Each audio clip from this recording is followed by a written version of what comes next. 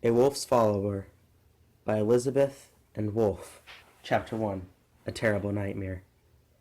I found myself running through a dark forest. I looked around, panicked. I didn't remember how I got there, or what I was running from. I just knew I had to keep running, because I wasn't looking at the ground. I tripped over the overgrowth. I thudded to the ground and tore a gash into my arm. In pain, I gripped my arm and tried to push myself up and off the ground. Suddenly, I heard footsteps coming closer, and I looked around wildly. Something glinted in the moonlight off to my left, and I crawled on my hands and knees towards it. As I came closer, I saw that it was a wolf.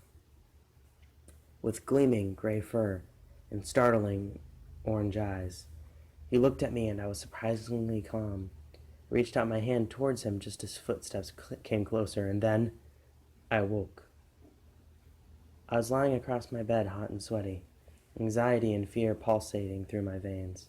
Sucking in a deep breath, I got up and off my bed. Carefully, I opened my window and stuck my head outside, breathing deeply.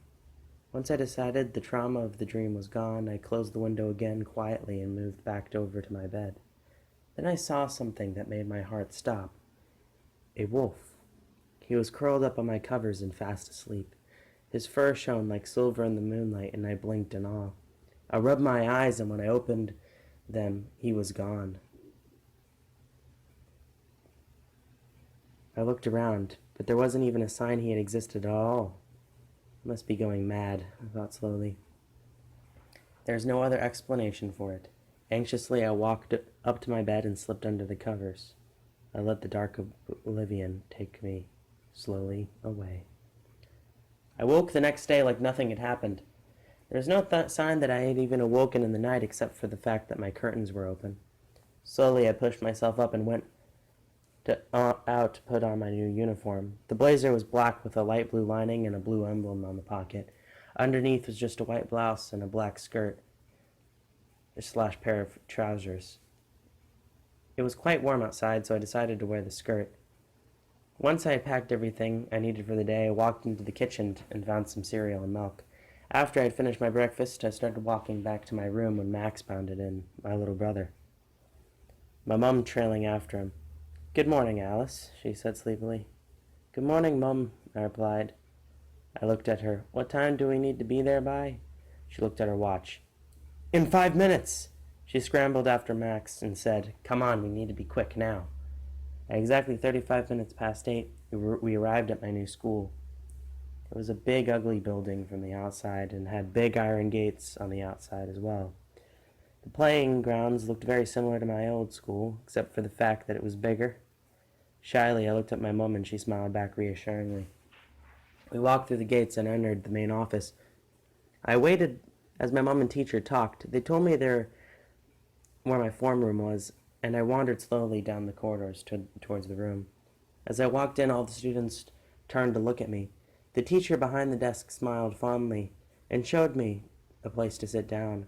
She told me to pull out a reading book while she sorted out my planner and timetable. A few minutes later, she gave them to me and then spoke to the class. "Children, as you may have noticed, there's a new student here today. Her name is Alice Green, and she is your new classmate. Tell us something about yourself, Alex." I stood up and slowly looked around the room at the other kids. "Well, my name is Alice. I'm 13 years old, and I have a younger brother named Max, who is 8. The teacher nodded. "Where do you come from, Alice?" I, come from London. I used to go to a girls' school there.